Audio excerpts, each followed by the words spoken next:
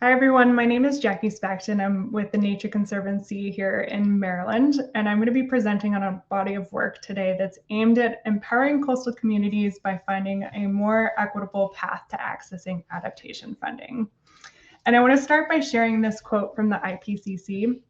They say that prioritizing social vulnerability and equity in sea level rise responses may be essential because sea level rise impacts and risks are spread unevenly across society and within and between coastal communities. And I want to edit this ever so slightly. Instead of saying may be essential, I really think it is essential. We know that marginalized communities are disproportionately impacted by climate change, and yet they often must overcome the greatest hurdles to adapt to those impacts. And more than not, those communities are in these vulnerable positions due to past injustices. So I think we need to be asking ourselves, as the people who are listening to this right now, people in positions of power, what ways can we proactively remove barriers to adaptation and redistribute decision-making power about what it means to actually adapt to these climate impacts? And this is something that our program is thinking a lot about and aims to provide recommendations for updating funding systems so that funding is supporting the communities that need it the most. And this is the overarching question that's really guiding this body of work for us. It's in what ways can funding systems be improved to promote equitable and just access to funding?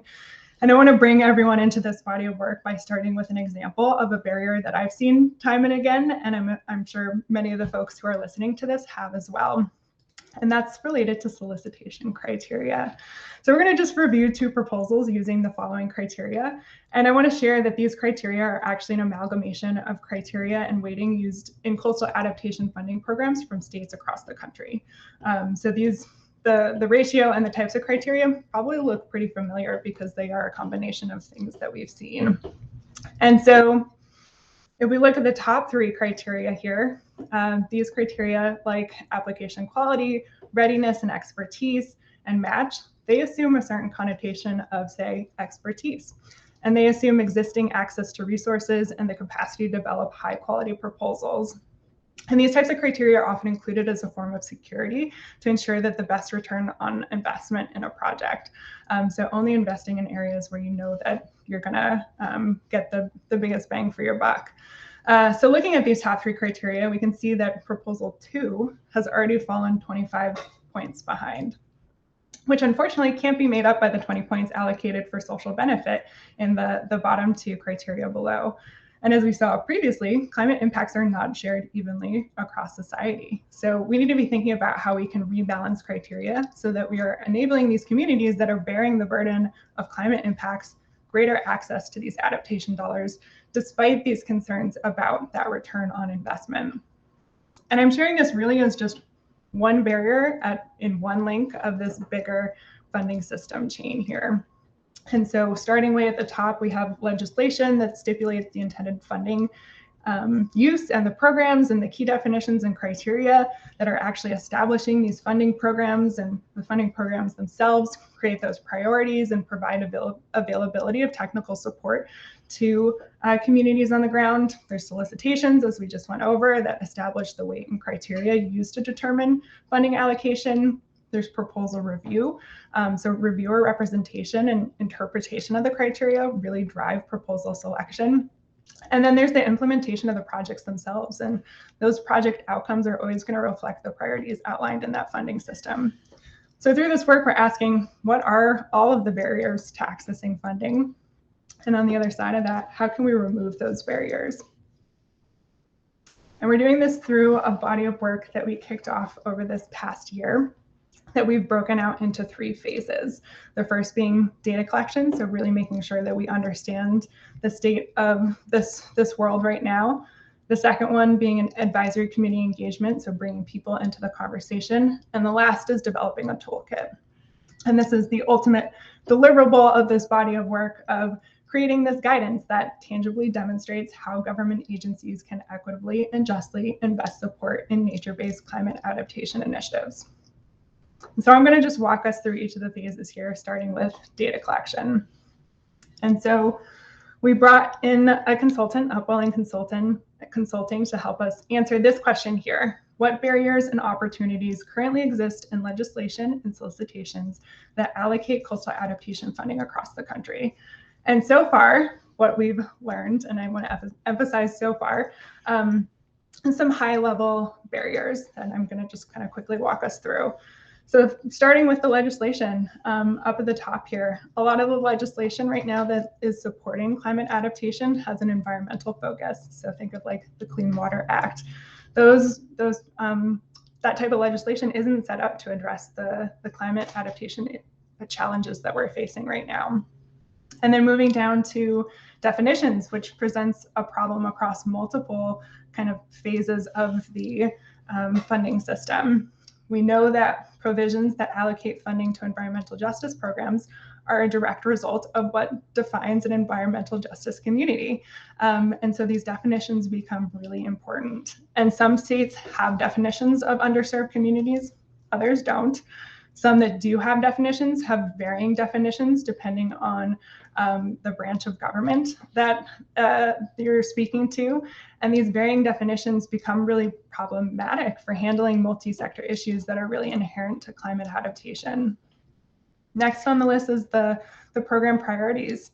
So these priorities, the source of the priority often doesn't include the voices of communities in actually setting the priority itself.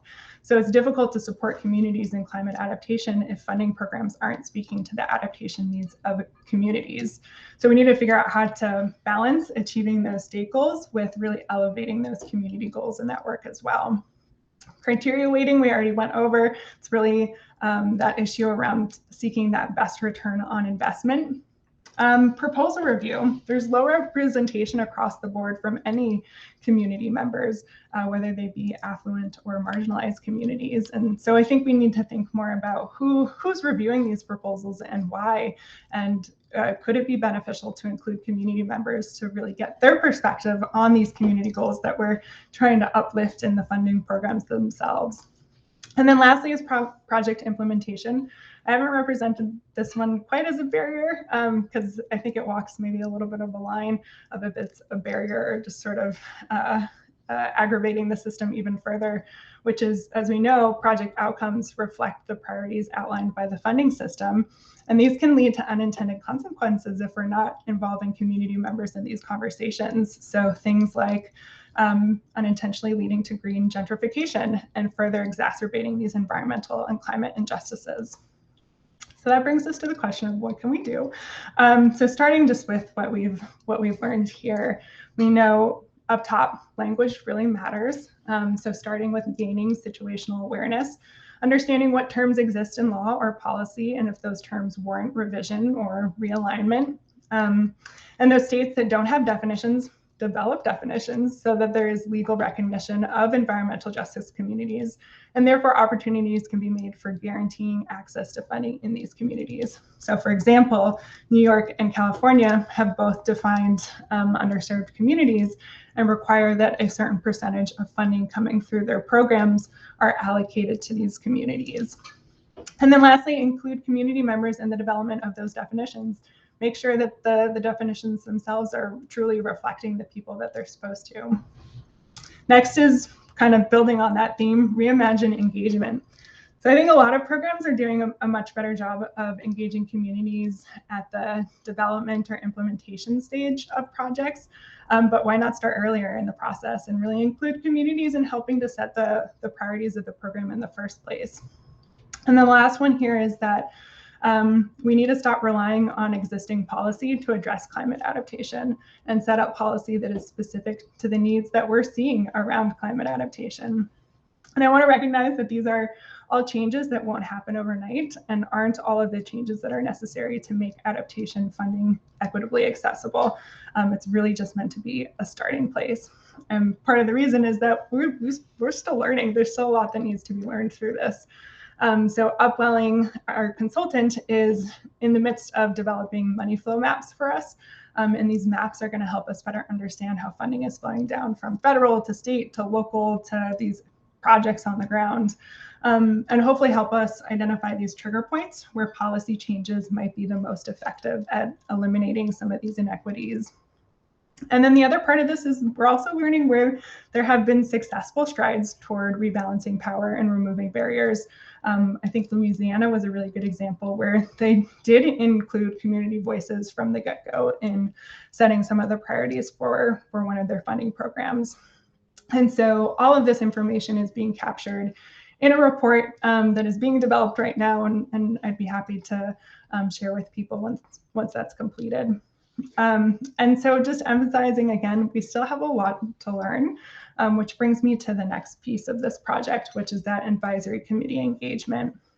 And so moving forward, much of the learning that we have planned is through talking with people about the challenges that they face, both from the perspective of environmental justice community leaders, so really understanding what are the barriers that they're experiencing in accessing funding, but also from the perspective of funding program managers, legislative drafters, and getting a sense of how their hands are maybe tied currently in really elevating equity and justice in their bodies of work.